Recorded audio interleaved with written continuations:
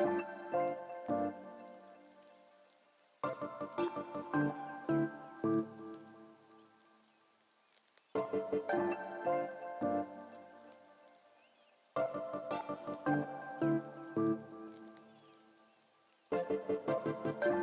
I've been asked to speak, and my topic that I've chosen is why water changes are crucial and testing alone is not enough. One of the things that I see in the hobby, a lot of changes over time. I started Kent Marine 30 years ago, and so I've been doing this probably as long as almost anyone in the industry.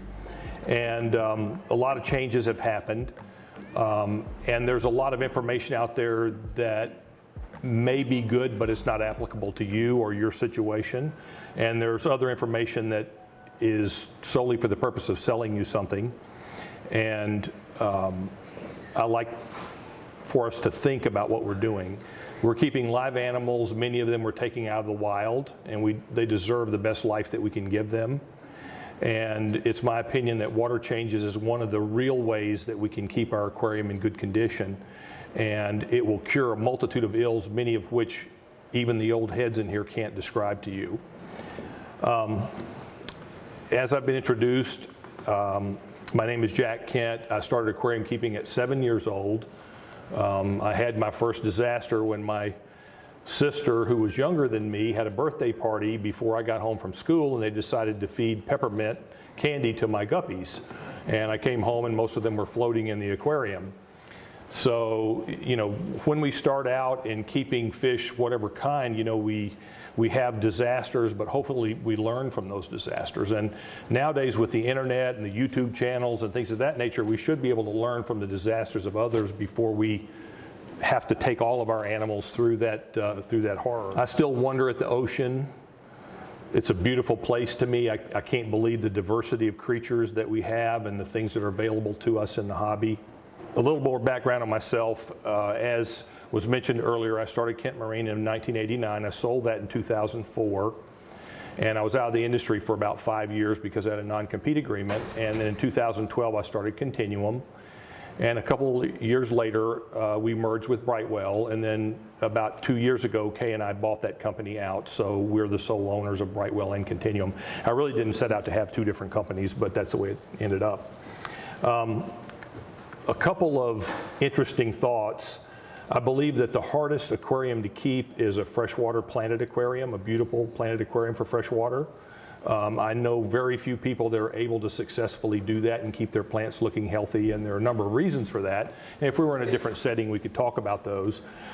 As you probably know, in Brightwell and Continuum, we make freshwater products, we make products for ponds, and we make products for marine and reef aquariums. An old friend of mine, Phil Shane, who used to own Quality Marine in California, made this statement once. He was probably at least one of the first importers of live tropical marine fish into America back in the day. He said, people keep corals because they can't keep fish alive. And I agree with that in a large part because fish are more difficult than corals. Corals are not that difficult if you follow the standard procedures that have been set up by people that have gone before you. You should be able to be successful.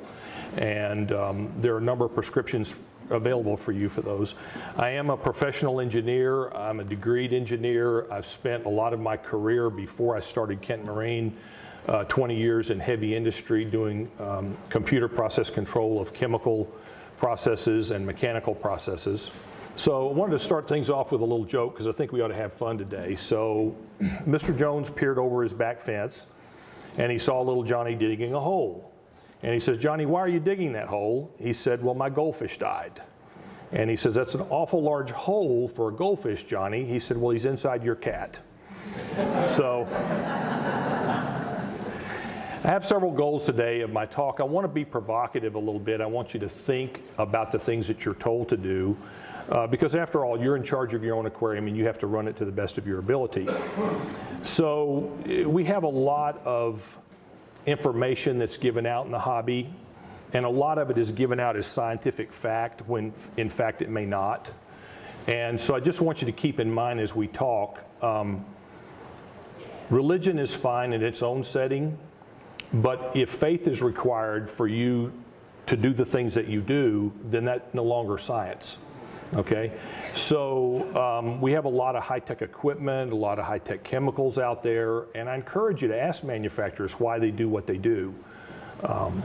I think that at Brightwell, we can tell you why we do what we do, and that's why I want you to ask those questions, because I think there are a lot of people out there that can't support what they're doing. So we have several challenges in the hobby today that I wanted to point out. One that not a lot of hobbyists are aware of, we have a lot of government intervention that's happening in the hobby on the importation of animals, particularly keeping corals. There are several law firms who make their whole living off of some little known EPA regulations, and they are trying to stop the importation of many of the corals that we keep. I feel like that we're on the verge with the animals that we're raising. If you look in this auditorium, you'll see some tank-raised large angels. You'll see some smaller tank-raised angels and some other tank-raised fish.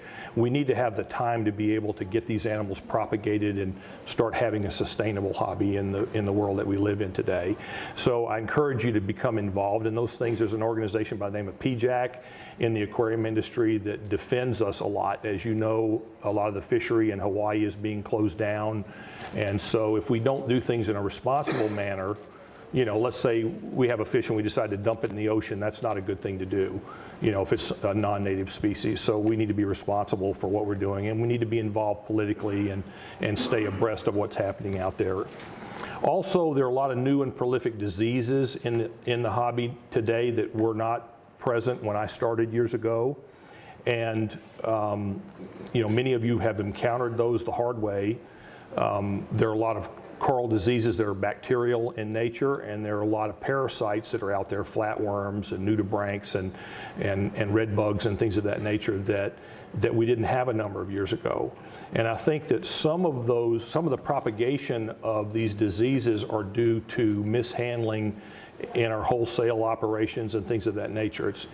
I'm a real believer in when you bring a lot of animals through something, you need to take that system down and do what I call nuke it every so often, fill it with Clorox, kill everything, and then start over. But a lot of that's not being done.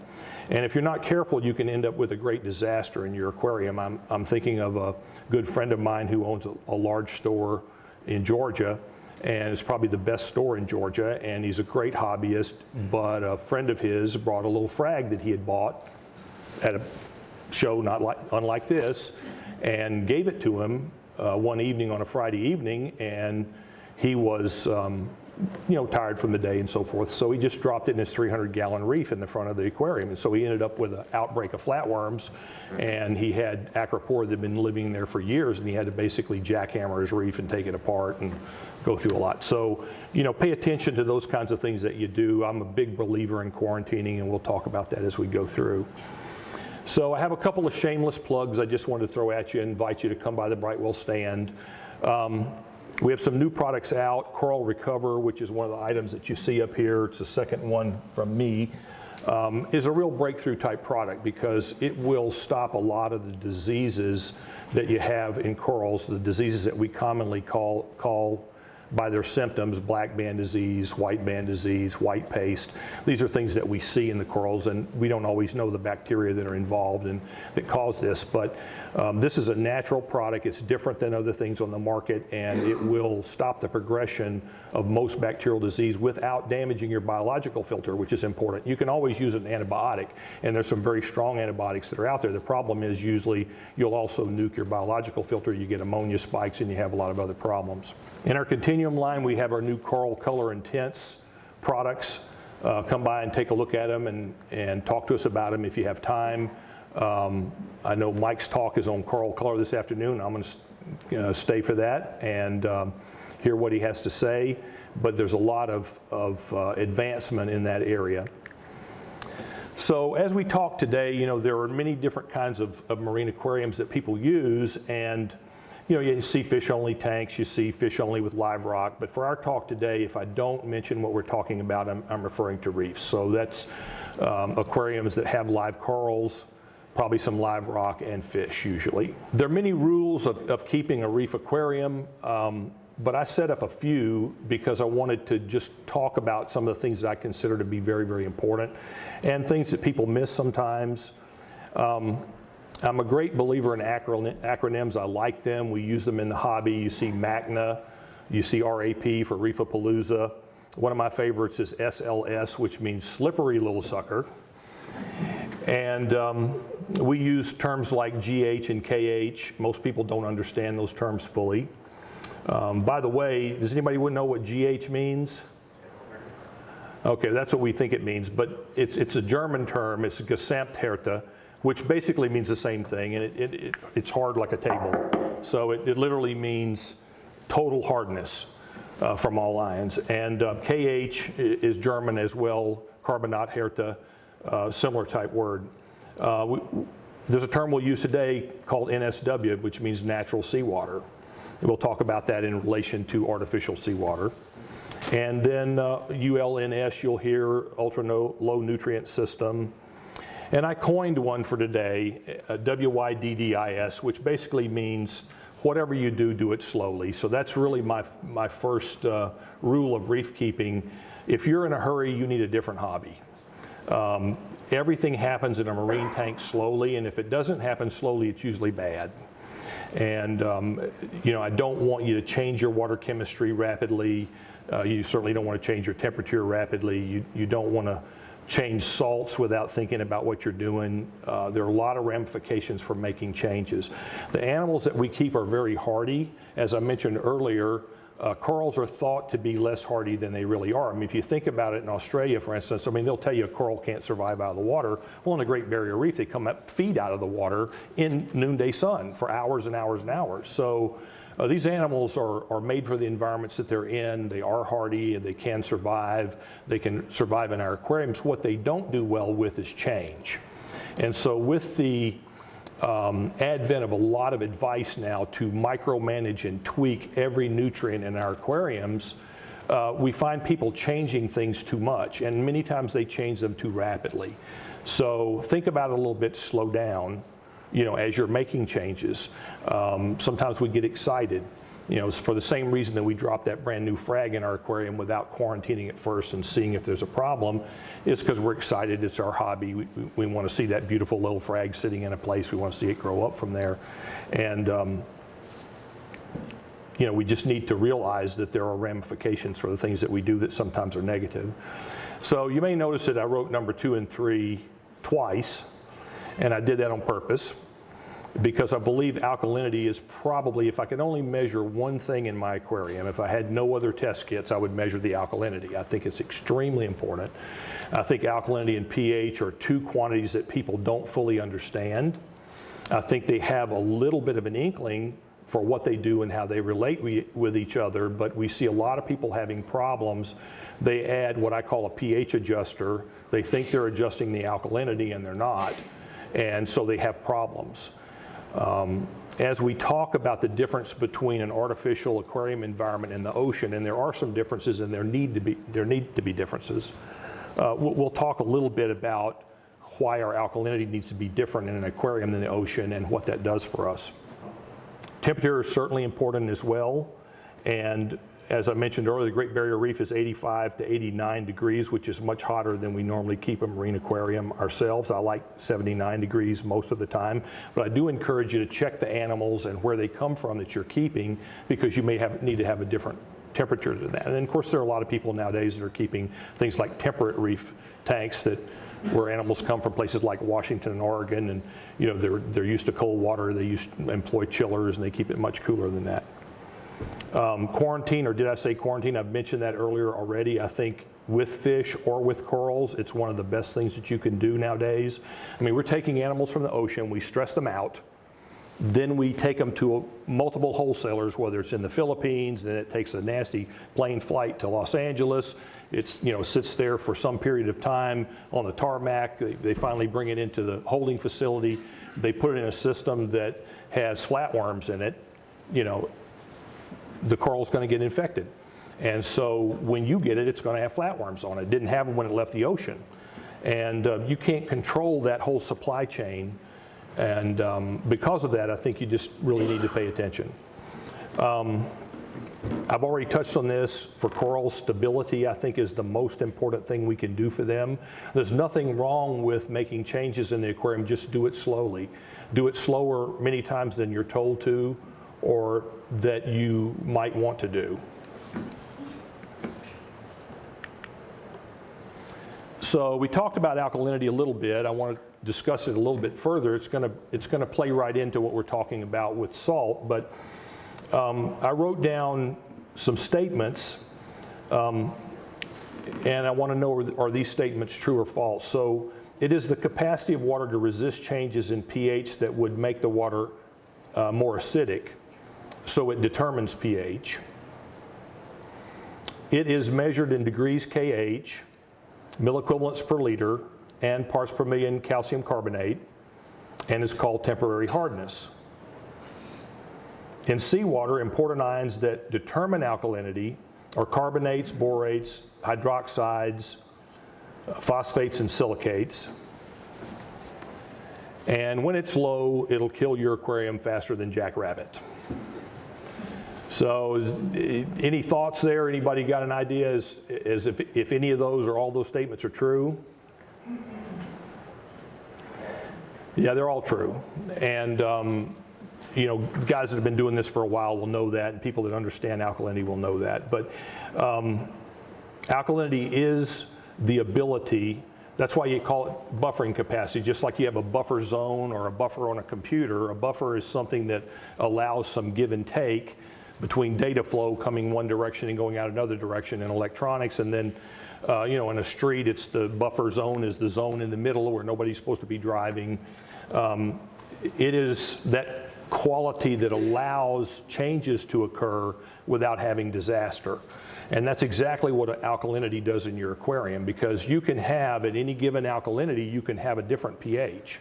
Or at any given pH, you can have a different alkalinity. But the alkalinity can be thought of as strength of pH. So at a given pH, so let's say your pH is 8.3, if you have an alkalinity that's 7.5 DKH, that pH is less stable than it is at 8. It's much less stable than it is at 10. So nowadays we have a great group of people in the hobby that like to keep very low alkalinities. Some people even approaching 7, which is about what the ocean is, depending on where you measure it. We make our salt at 7.5 because that's what the industry demands of us. It's too low for me. I like 8, even 8.5. And I don't subscribe to the philosophy that acropores are damaged at lower or at higher alkalinities. Now, if you get on up to 10 or so forth, now we're in a different ballgame. But you know, I think 8.5 or 8 is a really good alkalinity for a reef tank. You know, as you get closer to 7, you're living dangerously, because what can happen is pH can plummet. So if you get some acid added to the system in any manner, and there are a number of ways that can happen, through a malfunctioning calcium reactor, to a fish dying behind the rocks that you didn't see, and organic acids are produced in the system, can cause the pH to come down. And of course, you get the natural carbon dioxide in an aquarium anyway, which tends to make the aquarium lower pH at night than it is in the daytime. So alkalinity is also called temporary hardness. And that's not a term that we use in the aquarium industry very much, but you hear that in the water industry. So if you go down and talk to people that build reverse osmosis filters, or do wastewater treatment, or do public water supplies, you'll hear the term temporary hardness. And I think it's good for you to hear that term, because temporary hardness tells you that your alkalinity is fleeting. Okay, it's going to have to be replaced in some manner. Now, some people replace it with calcium reactors. I think that's a poor way to do it. I like to add a buffer to the aquarium.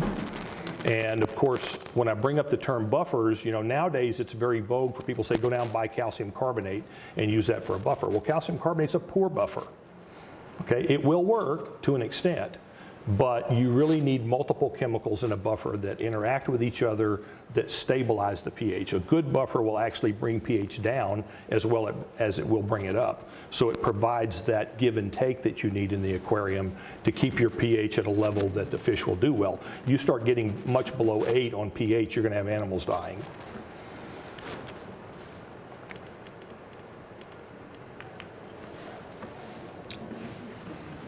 So we've talked about a lot of this already. pH is a measure of how acid or alkaline a system is.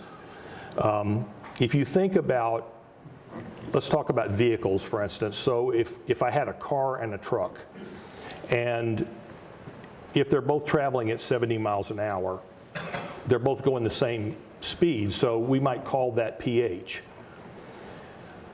But the alkalinity of those vehicles is the payload of them. So how much brakes is it going to take to stop that car at 70 miles an hour versus an 18-wheeler with 40,000 pounds of load in the back? So that's where your alkalinity is different than your pH. The pH is the measure of where you are, but the alkalinity is the strength of that, or how powerful you are, at that speed. So to keep your pH solid, you need to keep your alkalinity up. Okay, we mentioned that phosphates and silicates in the ocean are a major component of alkalinity. If we do that in a marine aquarium, what happens? Anybody? Algae outbreak, hair algae, cyanobacteria, red stuff growing everywhere, all sorts of problems. Dye times on the glass, cleaning the glass every day. So you can call them fertilizers. So if you fertilize your algae, just like if you fertilize your yard, it's going to grow. So to make a good buffer, we make it primarily out of carbonates and borates because they don't cause those kinds of problems in our aquarium. So good buffers are made from carbonates and borates. Sodium bicarbonate, baking soda is not a good buffer in a marine aquarium, although it's a good buffer. It's great in a freshwater aquarium. But if you use it in a marine aquarium, you end up with a pH of 7.8, which is not a good thing. And then I read an article not too long ago about talking about buffering with kalkwasser. Do people know what kalkwasser is? Calcium hydroxide? Okay, it's the old German method of adding calcium to a reef. It's kind of my favorite method, actually, but it's a pain because it's a lot of work, so people have gone to easier systems now. I still think you can get better results with kalkwasser, so if you're ever adventurous and you want to look at that, that's a good thing to do. But calcium hydroxide has a natural pH of about 12, so you try to buffer your system with it. If you want a pH of 12, then it'll do a good job, So, it's not what you want to use. So I wrote a couple of, well, first of all, the second law of thermodynamics, this is a law of science, which is a law of conservation of matter, which basically says that any closed system, any natural process progresses in the direction of increasing disorder. So why is it that we get older and never younger? Why is it when your son cleans his room, it's a miracle, but it's going to get dirty again and it gets worse, and it gets worse over time. So aquariums always get dirtier. They don't get cleaned up themselves. Detritus builds up, algae grows where you don't want it. Water turns yellow and starts to smell. Desirable chemicals deplete, and undesirable nutrients increase. So these are processes that are going on in our aquariums all the time. And so I just kind of wrote the second law of aquarium keeping, which basically says the same thing. Your aquarium is going to get dirtier. And so as it gets dirtier, it's going to cause your animals to have problems. And as they get stressed out, they're going to be more susceptible to disease. They're not going to reproduce. You're going to have all sorts of problems. So, keeping a clean aquarium is very, very important. And it's my philosophy that water changes plays a huge role in doing that. So why would you not want to do water changes? So is there anybody in here that doesn't do water changes? I think Mike doesn't. Do you, Mike? Is Mike in here? I'm a big water change. Oh, you like water change. Okay, so he likes water changes. Okay, so someone had told me that about you. So you see, they're saying ugly things about you behind your back, right? So, but there is a philosophy, and we'll get into that when we talk about ICP testing in a few minutes, that says we don't do water changes anymore. And I just think that that's it's certainly unwise. And water changes is a way to get us back to where we need to be. So I wrote down some ideas about why people wouldn't want to change water. I thought I would have people in the audience that subscribe to this philosophy. It doesn't seem like we do, but the cost of the salt. And then people don't like the mess of changing water. And then we've got gurus out there telling people that you don't have to do water changes anymore. You just test things and you know what they are and you fix them, right? That sounds great on the surface. So why would you want to do water changes? Anybody got an idea? Okay. Anything else? Okay, nutrient export. Serves as an export to any bad chemicals. Right. Yeah, that's kind of like what he said. Okay, so I wrote down some thoughts. One, you want to bring all parameters back to seawater level. Now, I won't kid you that if you have a large aquarium, this isn't going to be all you need to do, okay? You'll need to do some other things. If you have a nano tank, I think it's probably reasonable to just do water changes and nothing else. If you use a good salt and all the the chemicals are at seawater level, that's probably your cheapest alternative for a nano tank, something that's 5 gallons or less. But as you start getting larger, that becomes an expensive proposition and a lot of work. And then also when you do large water changes, you do run some risk of changing things too fast and hurting your animals, so you do have to be careful with that.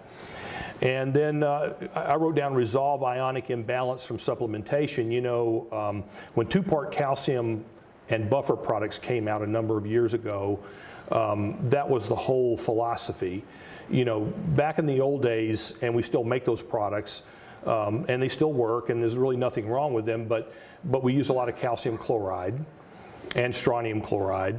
And so even though there's a lot of chlorides in seawater, chloride tends to build up. And so in ratio chloride to sulfate, if you look at natural seawater versus an aquarium, that eventually that number will get off. And although I've probably never seen any negative problems due to that, ionic imbalance is thought to be an undesirable condition. And then we want to add back majors, minors, and trace elements, which is kind of what we were talking about a while ago. We want to reduce pollutants, which you mentioned, phosphorus, nitrogen, maybe heavy metals that build up in the system. When you feed an aquarium food, let's say, you're putting things in there that you may not know you're putting in there. Like one of the things that we find is brine shrimp is like one of the worst offenders. And a lot of frozen food has brine shrimp in it, and they don't even tell you, or they may have it in a small print on the package and you don't know it. But brine shrimp's raised in ponds, and it's raised with 888 fertilizer. And brine shrimp are great carriers of what they're fed. And I've never measured brine shrimp myself where you could even get a measurement on the test. I mean, it's always black, and it should be blue, some shade of dark blue on a phosphate test kit. So, you want to be aware of that. And then I wrote this one kind of tongue-in-cheek. I like to joke a little bit. Does your house ever get stuffy? So if your house gets stuffy, what do? You open a door, open a window, you get some fresh air in the house. And that's really what you're doing with a water change in some ways. So the buildup of organics in an aquarium is due to feeding the fish. It's due to fish excrement in the water. It's due to coral excrement in the water. And maybe some of the additives that you're adding that don't get used up. And so you have a couple of major categories of organic chemicals that build up in the water, and water changes helps you get this out. And one is called POM, particulate organic material. This is stuff that you might see as floating particles in the water, and it becomes detritus on the bottom of the aquarium, and it just accumulates in places and becomes mulm, and it's unsightly. It also can carry some things that you don't want in the water. Sometimes that you have phosphates in there that can redissolve over time back into the tank and raise your phosphate level. It's good to get that stuff out. A good thing to do with that is a particulate filter, like a bag filter of some micron filter that's basically rated a certain number of microns. And depending on what kind of aquarium you keep, you'll have to adjust the size of that. Some of that material is extremely tiny though. And then you have dissolved organic material, and this is the stuff that's really hard to get out. So you have carbohydrates, you got humic substances. These are things like you'd see as leaf mold in the forest. They turn your water tea-colored. Amino acids, sugars, lipids. And then you have toxins. I want to talk a little bit about that today too. If you're keeping corals, they're always at war. So if you lived on a rock and you couldn't move, if you didn't protect your space, something else is going to move in on you. And so they have protection mechanisms that are designed into them so they can sting their neighbors, they can release toxins into the water. Even some of the algae does this. Well, in the ocean it's not much of a problem, but in the confines of a small marine aquarium you can have problems from those. And they build up in the water, and some of them you can take out by protein skimming, some of them you can't. Many of the toxins that are in a marine tank are proteinaceous, but many of them are not. I coined another little acronym for you called YSERBA, which means you can't remove by adding. Reef Aquarium Chemistry for Beginners, Part 4, what chemicals may detrimentally accumulate. The most general methods for reducing organics include skimming and using granular activated carbon. Both of these tend to bind completely or partially hydrophobic organics. That means organics that don't like water. but may not effectively remove hydrophilic organics. Those are the organics that are really dissolved in the water. And that's one of the reasons I use all three methods. So he's saying he uses water changes and carbon and protein skimming. So, you know, definitely, I mean, here's an expert that subscribes to water changes. So let's talk a little bit about the kinds of filtration. We mentioned a couple of them. You know, you typically want to have particulate filtration. You'll need chemical filtration, which is typically carbon and resins. I will tell you, most of the resins in the industry don't really work well. So be careful when you buy them. They're very, very hyped up. They don't do much. We see a lot of that. Many of them are wrong resins. They selected the wrong types of resins. I think you're better off with carbon unless you know who you're buying it from or whatever. So we go to great lengths on our resins to make sure they work. I said chemical/biological on protein skimmers, although you hear that under chemical more than biological. But one of the big functions of a skimmer that you don't see a lot about is in the bacterial processes that go on in an aquarium. So one of the great areas or ways that you can export phosphates from the water and to a second degree nitrates is bacteria will consume phosphates, and when they die, you want to get them out of the water. And one of the ways you get bacteria out of the water column is through skimming. They come out in the skimmate. It's part of the nasty stuff that you see that come out. And that can be a major way of removing phosphate from your aquarium. So I think it's important. And of course, biological,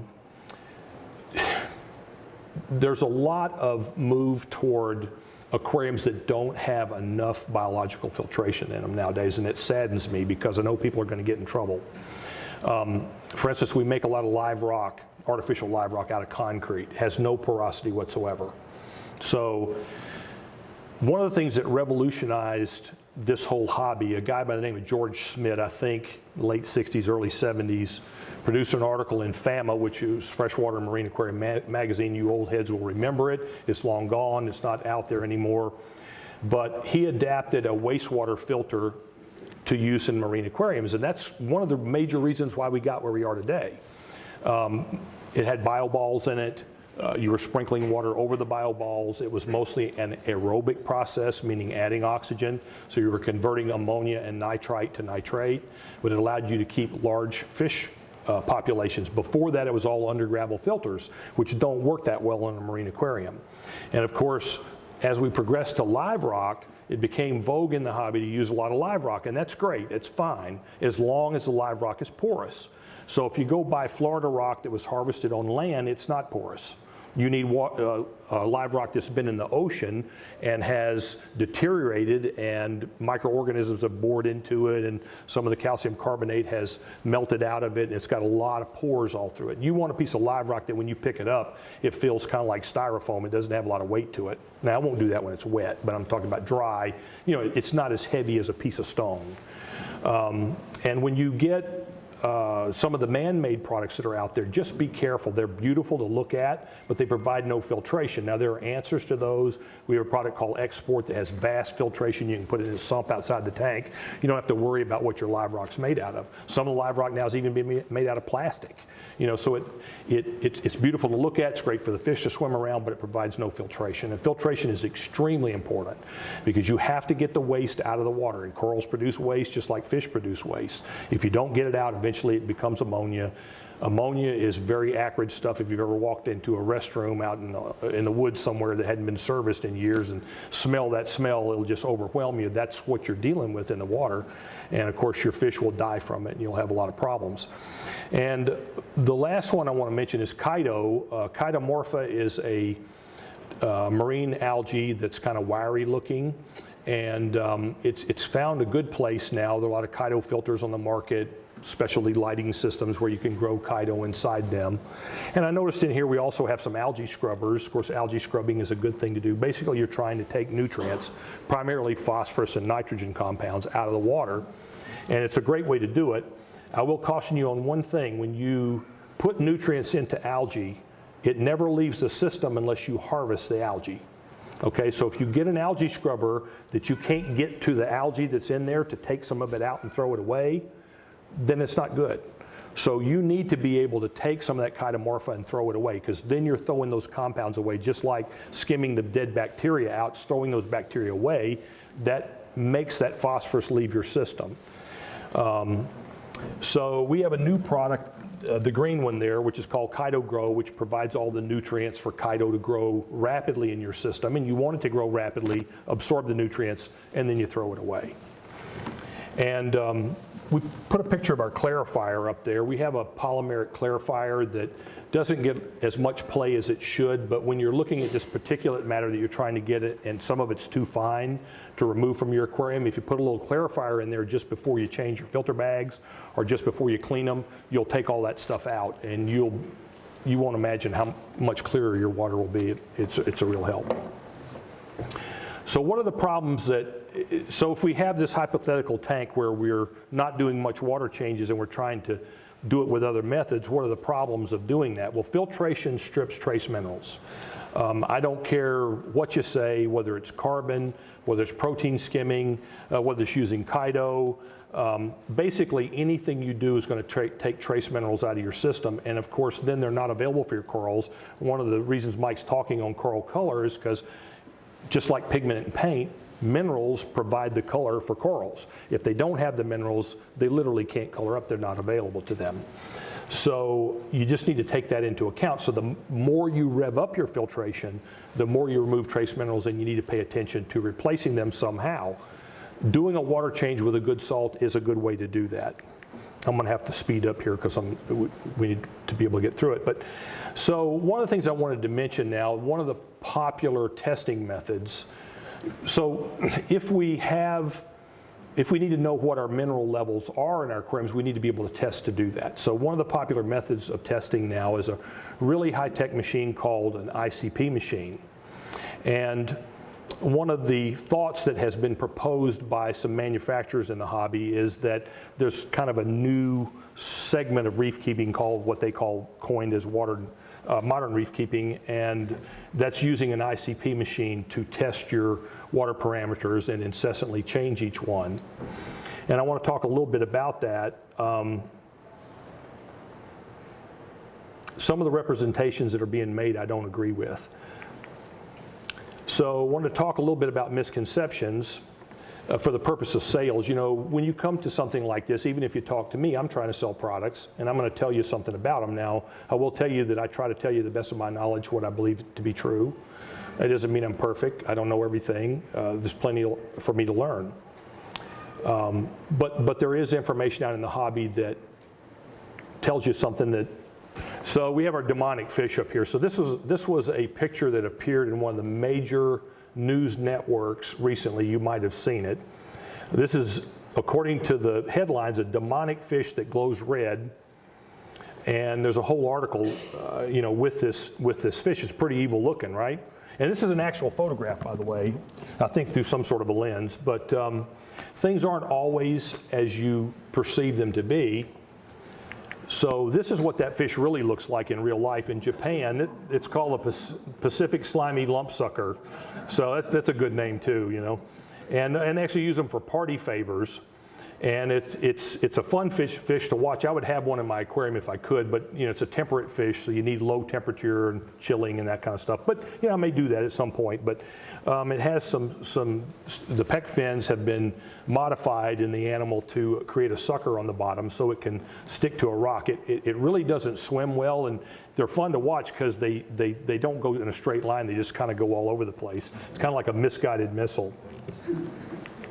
Here's another picture. So if this fish is as bad as the first photograph, this guy's going to lose his fingers, right? So under this auspices of modern reef keeping, basically, we don't do water changes. We just test our water. We know what's in it. We fix that. And then our tank stays stable and in good condition. And I don't agree with that philosophy because first of all, don't believe that we have good numbers where we are right now, even though we have very high-tech machines. And I think sometimes you can throw the baby out with the bathwater. The other problem that we have is we don't know what the organics are in our system, and there's no way to measure them. So an ICP machine is an inductively coupled plasma optical emission spectroscopy machine, if I said that right. And there are a number of different manufacturers that make this machine. It's heretofore been used primarily in laboratories, in fact, fairly high spec laboratories.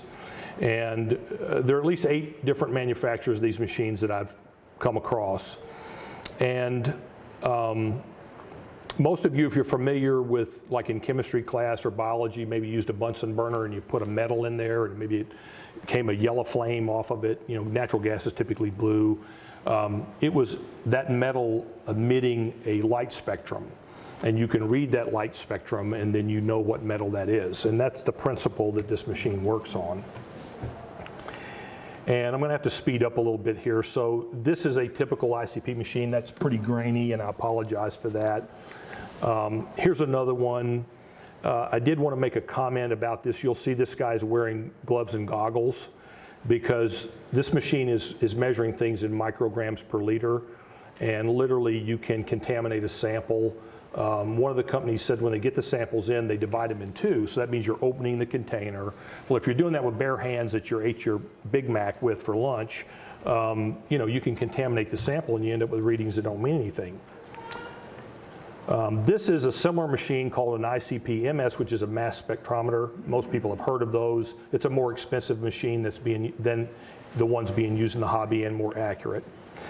And this is a graph on how an ICP machine works.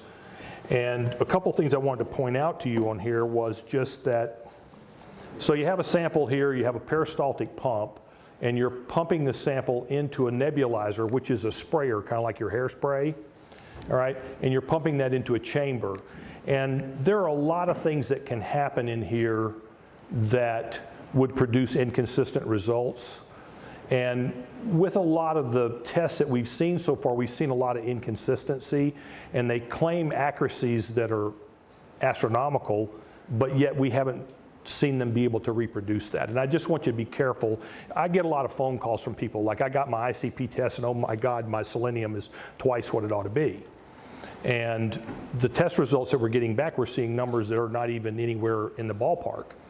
So you're taking this spray and you're using an argon gas to pressurize it and send the sample up into a torch, which heats that sample up to 10,000 degrees Kelvin. That's about twice the temperature of the surface of the sun.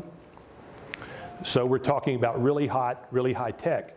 And then you're putting that light through a prism and you're reading it with what amounts to be a camera.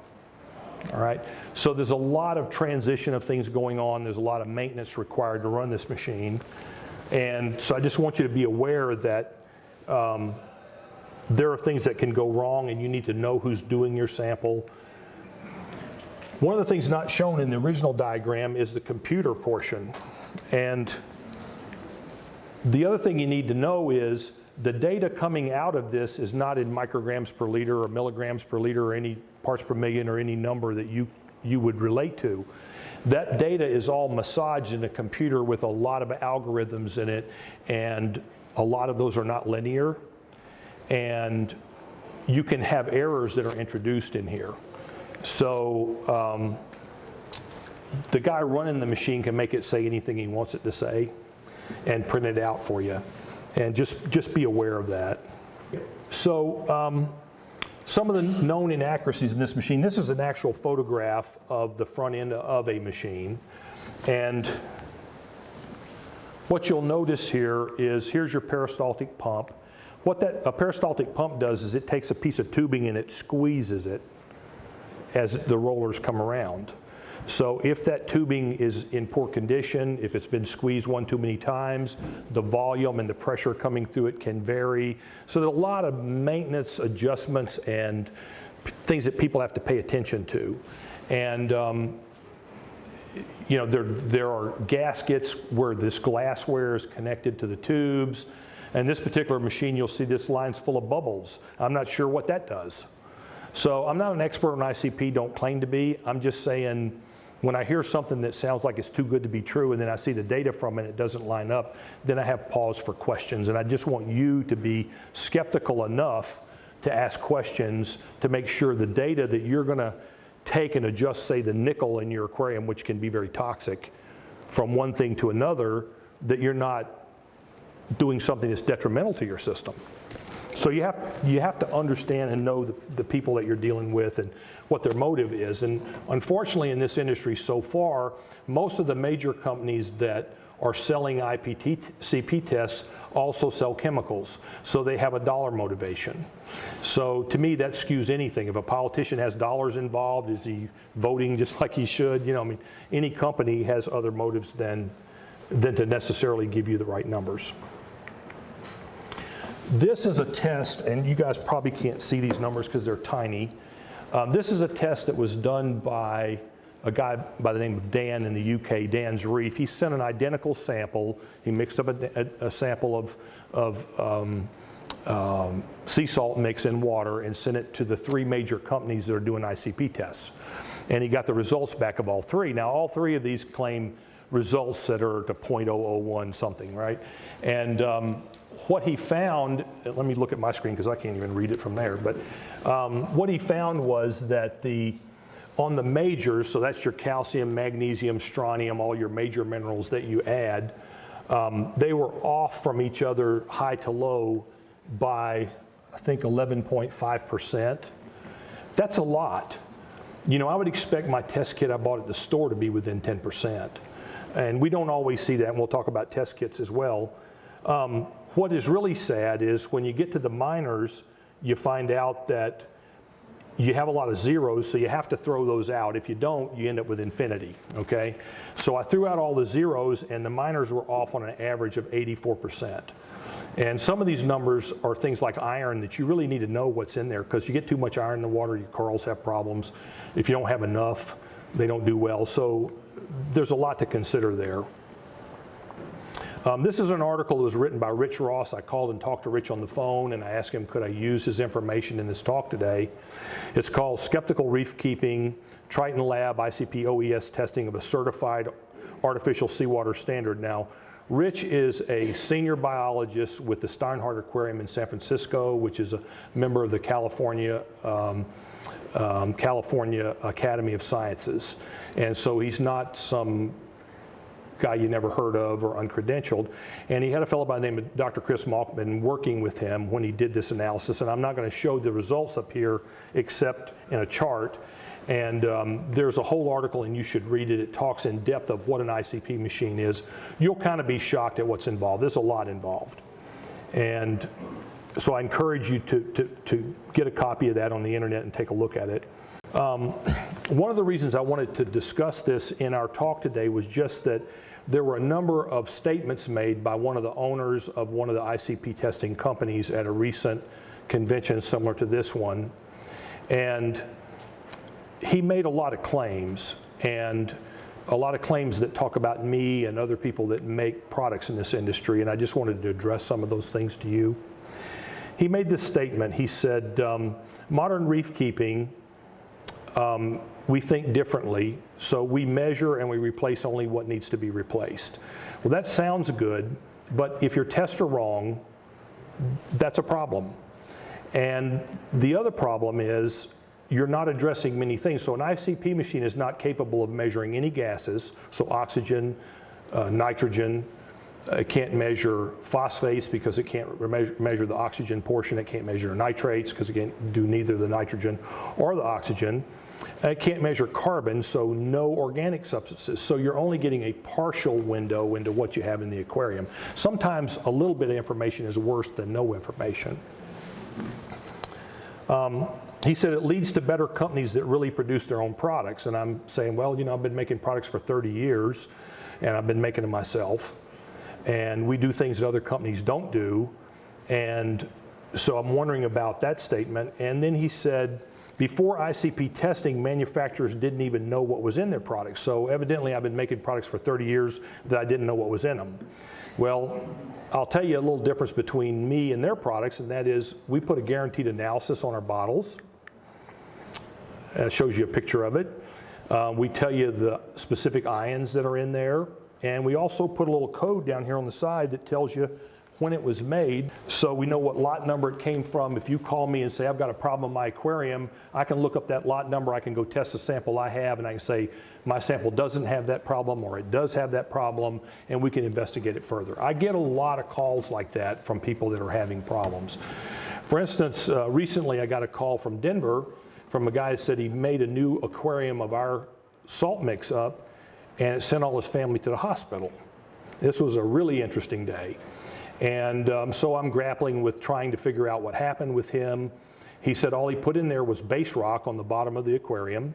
He added our salt and water, and this noxious fumes began to come off of this aquarium. His wife got sick, spent the night at the hospital, had to send his dogs to the vet. His children got sick, coughing and hacking. For days, he didn't call me for a couple of days after it happened. Well, come to find out, he had bought the rock off of Craigslist, and it was not base rock, it was old rock that someone had in a reef aquarium, and it had Palithoa on it. Well, Palithoa emits a toxin that's among the most toxic substances on the whole earth. So think of venom, very toxic stuff. And as I began to investigate, there are a lot of people that are having problems with that. And I wanted to point it out to you because back in the old days, we used to tell people, scrub your live rock. Don't do that anymore. Don't take a brush and scrub your live rock. You can kill yourself, okay?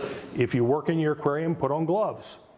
I recommend not just the little skinny gloves that'll tear at the first sign of anything, but real gloves, particularly if you're keeping anthozoans or zoanthids of any kind. They can all exhibit palotoxins, although it's the Palithoa itself that's the worst. So after we investigated, what we found out was when he mixed up the seawater, what he did was he put the rock in the aquarium, then he put salt from the bag right on top of the rock. Then he added water. So he had this concentrated salt, which our salt heats up because it's anhydrous, so it's going to get hot when you first make it. And so he heated this stuff up basically and released fumes from it in the air.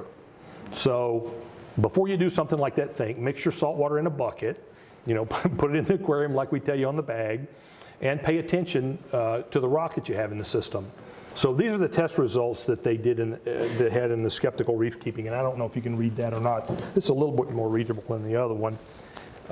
What you'll notice here, this is where they had a government certified standards testing laboratory. They make standards for the EPA, they make standards for NASA, they make standards for government organizations and universities and things like that. So these people really know what they're doing.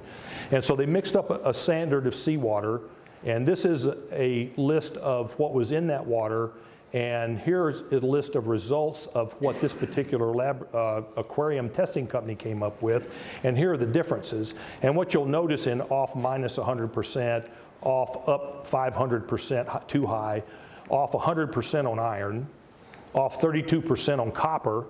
I mean, that's terrible. So these are worse numbers than you find on a test kit. So just because someone has a machine that's really expensive and really high tech doesn't mean that they're providing you with data that's right.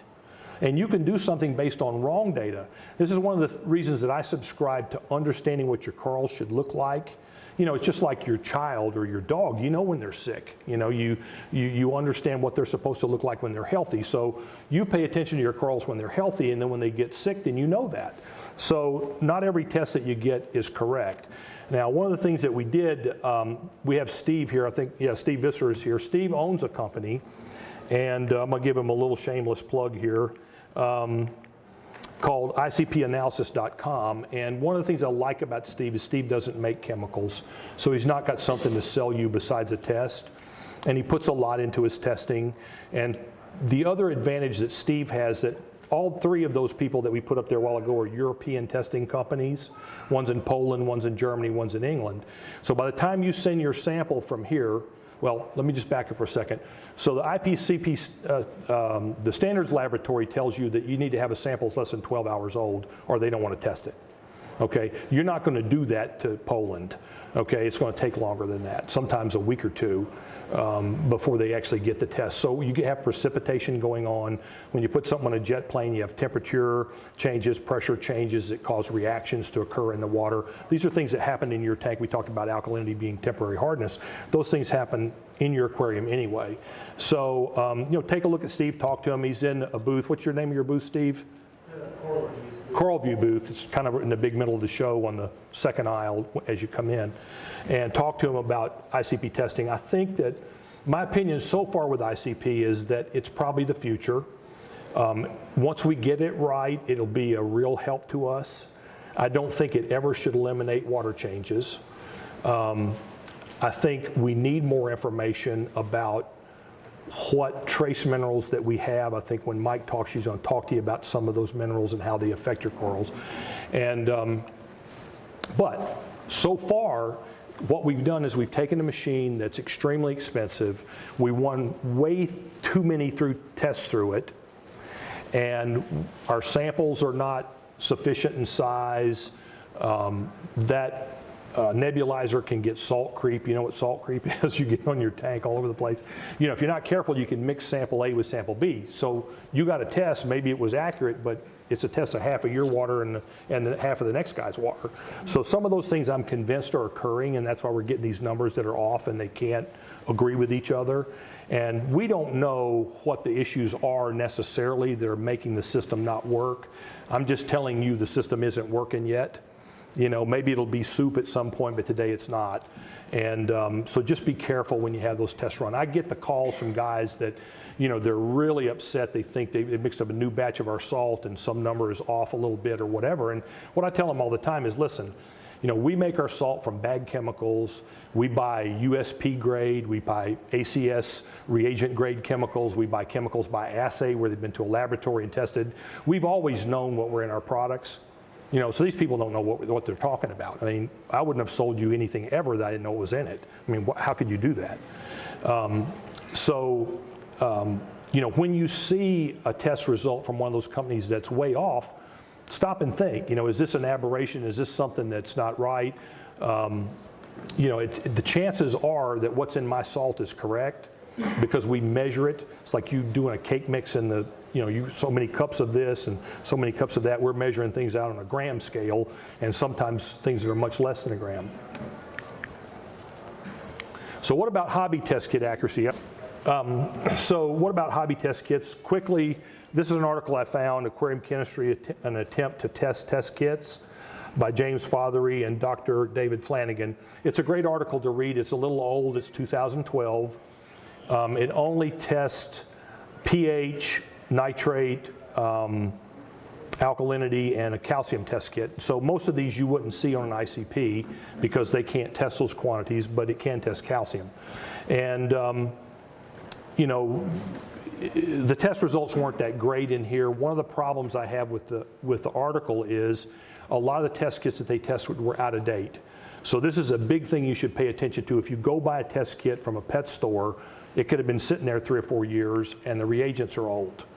So, you know, that's something you should pay attention to. In fact, you buy one of my chemicals, you ought to turn it around. We have a number that says EXP with a number behind it. Well, that number behind it is the date it's going to expire. Okay? And the US government has unfortunately now said that we should put the date of manufacture on these things, which I think is very misleading. I'm still putting an expiration date because I think that's what you're really after, is when is this good until, you know, is the question you're asking, because you don't know how long it's good after the day it's made if I just put the day it's made, because our bacteria, for instance, is only good for 2 years. You know, where a bottle of calcium is probably good for 10 years. I think we mark them 4 or 5 years. You know, basically the bottle integrity's got to break down.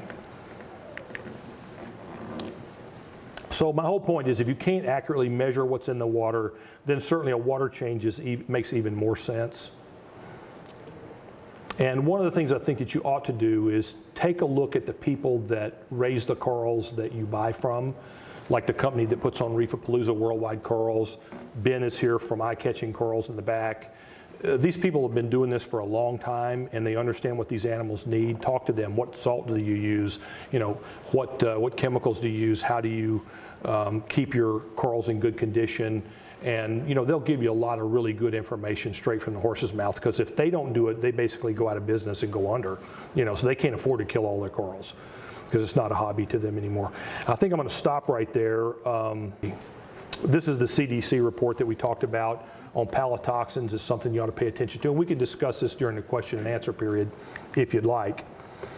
Quickly, there's just several different kinds of salt mixes. You have fish-only salt mixes, you have reef salt mixes, you have salt mixes made from bagged chemicals. You have, most of them are hydrated, which means they have water in the salt. So that's why you'll buy a sack of one particular brand and it takes 16 pounds to make 50 gallons of seawater. You buy mine, it's a little over 14 pounds. Because mine is anhydrous, which means without water. So my salt is literally dry. It will chafe your fingers if you put your hands in my salt. It's going to chafe your skin because it'll suck the moisture right out. But it's a higher purity salt, and that's what you have to do to get that. They don't make hydrated chemicals in the purities that we buy. So that's why we do it. And then you have the last kind, which I can't stand, and that's salt made from old seawater from a desalinization plant. Basically, they're taking waste that's sprayed out on the desert. They're scooping that stuff up with a front end loader with sand, bird feathers, and guano, and whatever else is in it, mixing it up and selling it to you, and you need to investigate. I'm not going to tell you who it is, but there are companies that live off of making salt that way, and I don't care how pretty their bucket is, what they're putting in, it's garbage. You know, it literally is waste. And so I don't know how you, even with US law, put waste in a bucket and sell it as a brand new product. You can't do that with a pillow. You can't do it with a mattress. They'll haul you off. You know, you see all the tags on your mattresses and everything. That's because people used to sell old stuffing in a mattress. So I recommend you don't do that, that you buy from a reputable company. Quickly on water changes, first of all, cheap salt's not a bargain. I got a guy call me recently, he wanted to buy a cheap brand of salt. He wanted to know how much calcium they had, how much strontium. And he had a small aquarium, like 30 gallons. I said, why don't you buy our salt and you don't have to add any of that stuff, you know, to sweeten it up, it's already there.